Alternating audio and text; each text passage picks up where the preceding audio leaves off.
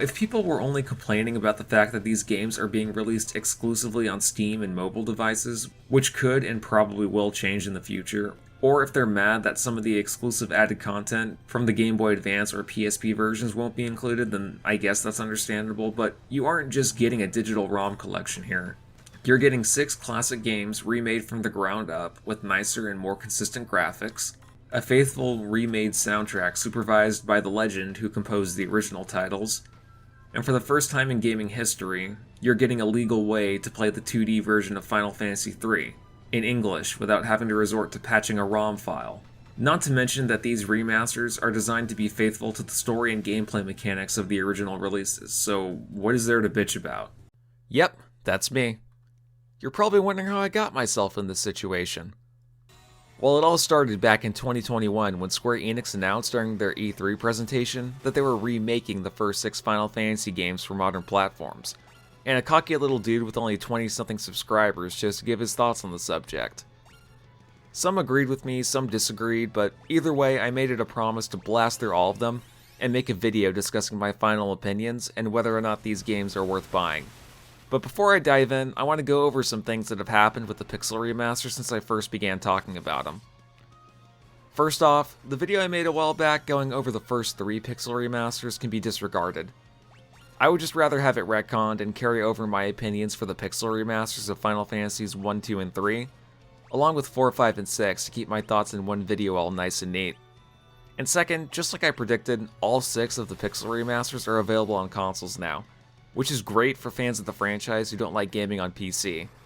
Not only that, but they come with a secondary font option that looks 1,000 times better than the generic, unfiltered Arial font that the games were originally using. Unfortunately, you can't play the Pixel Remasters if you own an Xbox, but it's pretty much a statistical fact that if you own an Xbox, then you wouldn't give a shit about these games anyway. So this video structure will go as follows. I'll give my general thoughts on what I think about the Pixel Remasters and wrap it all up in the end with my honest takes of which versions of these games you should play.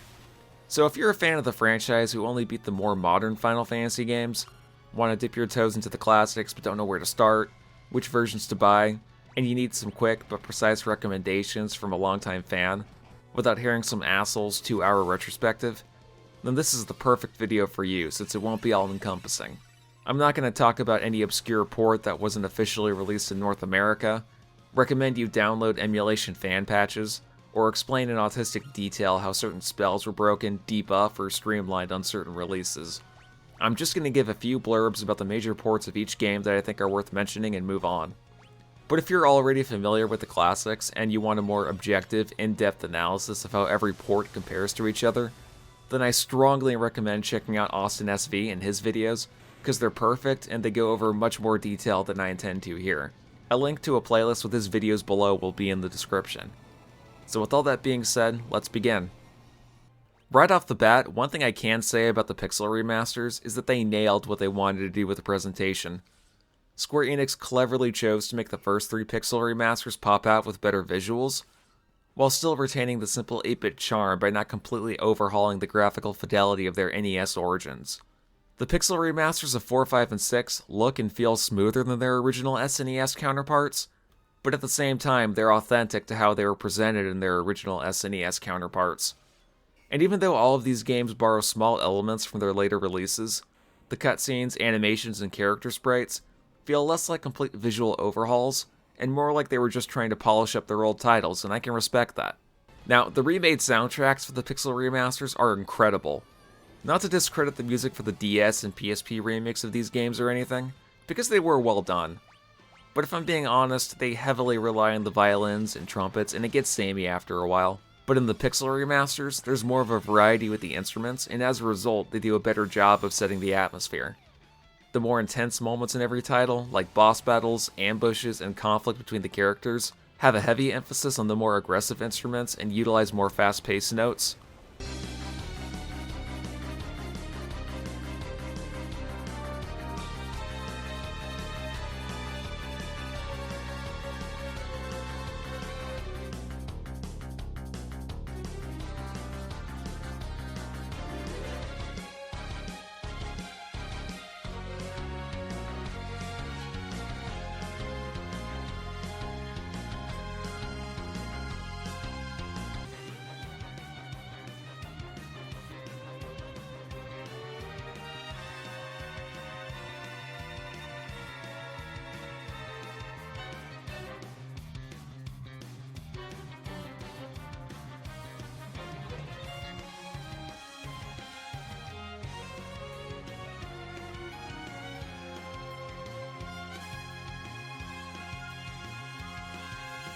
The sad and slower moments, like someone mourning the loss of a fallen comrade, a character being stranded, or someone self-reflecting, use more tender instruments with less complicated notes to give an interpersonal vibe.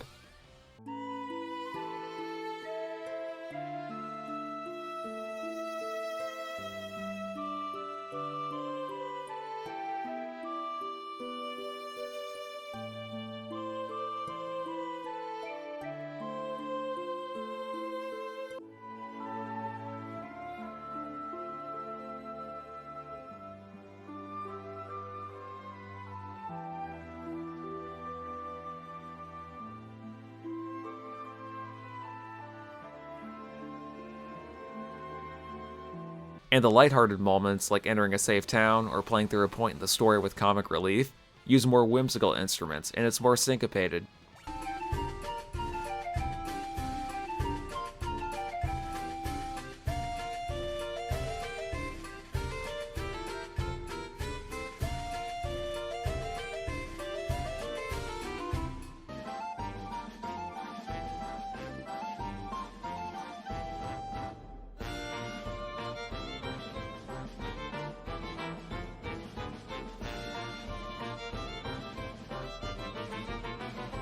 One other thing I thought was pretty cool was in Final Fantasy III, where if one of your party members has mini casted on them, the battle music goes from its normal version to a woodwind cover.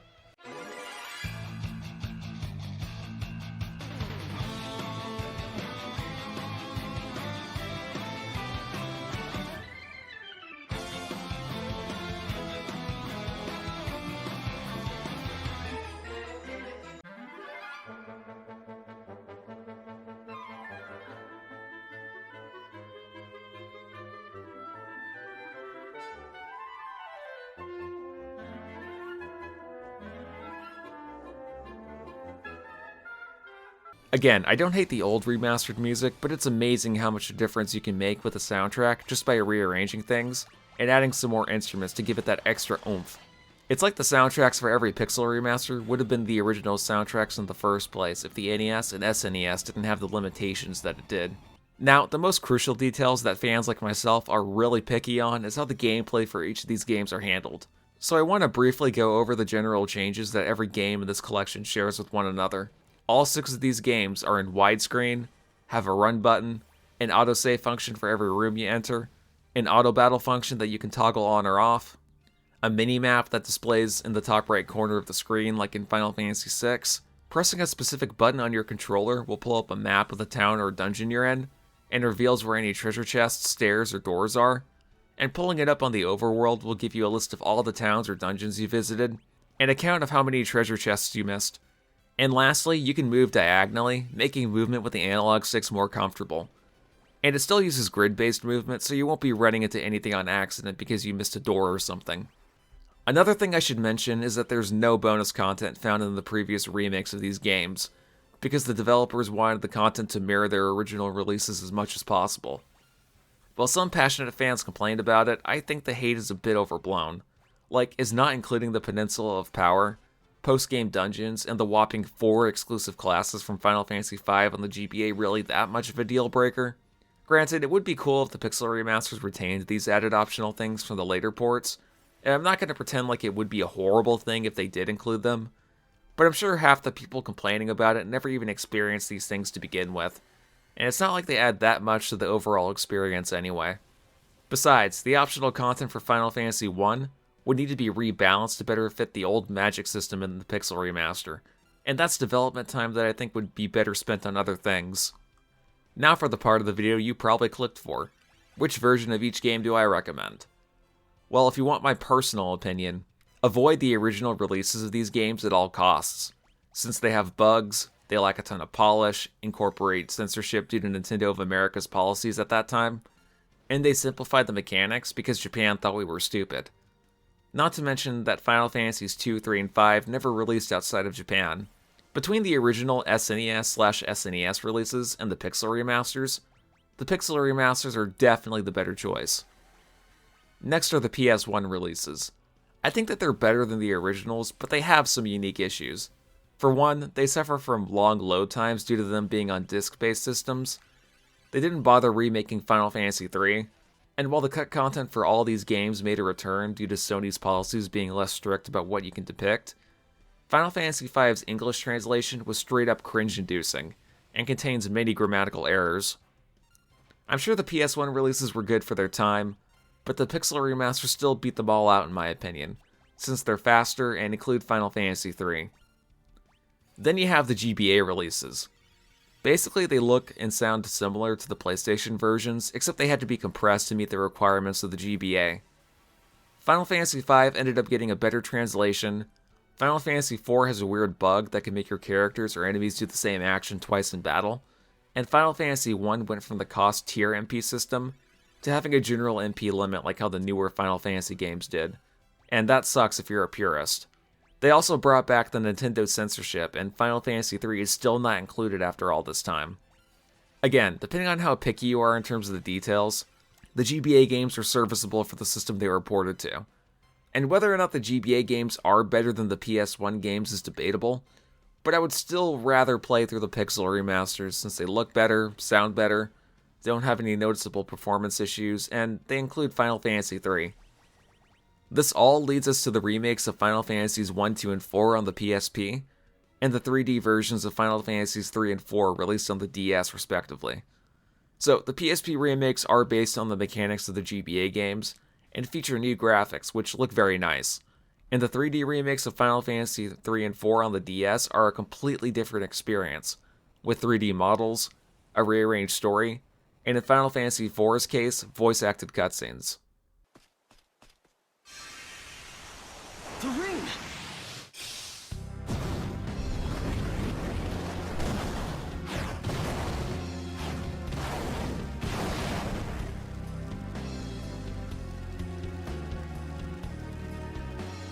This is what we were sent to do? He wished this village torched. For a lot of people, including me, the PSP remakes were our first experience with some of these titles.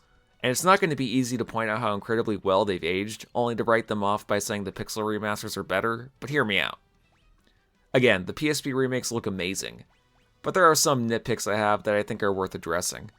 For example, we're in a similar situation with the original releases, where they didn't bother including Final Fantasies 3, 5, and 6 for the PSP in that same style.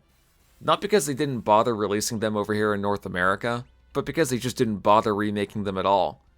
The PSP remakes are incomplete, and to fill in the gap for Final Fantasy III, they just ported over the 3D remake and called it a day. While amazing to look at, the PSP remakes carry over all the gameplay changes that the GBA version did, and revamp the presentation to where all the character sprites look more like chibis, which again, sucks if you're a purist. And even though I do like the 3D version of Final Fantasy III, since it was the game that introduced me to the series, and the 3D version of Final Fantasy IV adds a bunch of new things, and increases the difficulty to where it'll never truly be outdated, I consider them both as separate interpretations of their original releases, and not the de facto ports. I know some of y'all out there will point at the PSP remake of Final Fantasy IV, and say that's the best version of it, since it's visually stunning and even includes the after years plus the interlude, but I'm going to be a contrarian here, and I have my reasons. Petty as it may be, something that always bothered me is that there's an inconsistency with Cecil's sprite, where in battle he has short spiky hair, but in the overworld he has long silver hair like in his character portrait. And I'm sorry, the after years and the interlude were dog shit. I've never met a single fan of the franchise who give those games any merit except hipsters that defend them for the sake of acknowledging that they exist. And that's fine if you care about preserving them, but not including them in the pixel remasters isn't enough for me to say that you should just get the PSP version instead. Besides, you're missing out on Final Fantasies 5 and 6, and the 2D version of Final Fantasy 3 that stays true to its original release. So to summarize, after beating all the pixel remasters, I consider them the de facto versions of the classic Final Fantasy games, and I could easily recommend them to newcomers who want to get into the classics, as well as longtime fans who want to re-experience these games again. They retain most of the same mechanics from their original releases, and omit all the janky things that make the original releases hard to enjoy. They fix a lot of bugs those original releases had. They retain the cut content from the Japanese releases that had to be removed when brought over to the States, due to Nintendo of America's policies at the time. The graphics look amazing while staying true to their original 8-bit and 16-bit presentations. The redone music for the Pixel remasters are amazing and my personal favorite versions of these soundtracks. There's no sacrifices in performance due to hardware limitations. There's no weird translation errors. They include so many quality of life improvements, but most importantly, they include every Final Fantasy game from 1 through 6, so that you don't need to system hop and cherry pick which port of a certain title you prefer playing through. They're all included by obligation, and if you're an absolute mad lad who thinks that the 2D versions of Final Fantasies 3 and 4 were easy, then Square still has those 3D remakes up on Steam and they're pretty awesome too. So I'll see you guys on the next video. Peace out.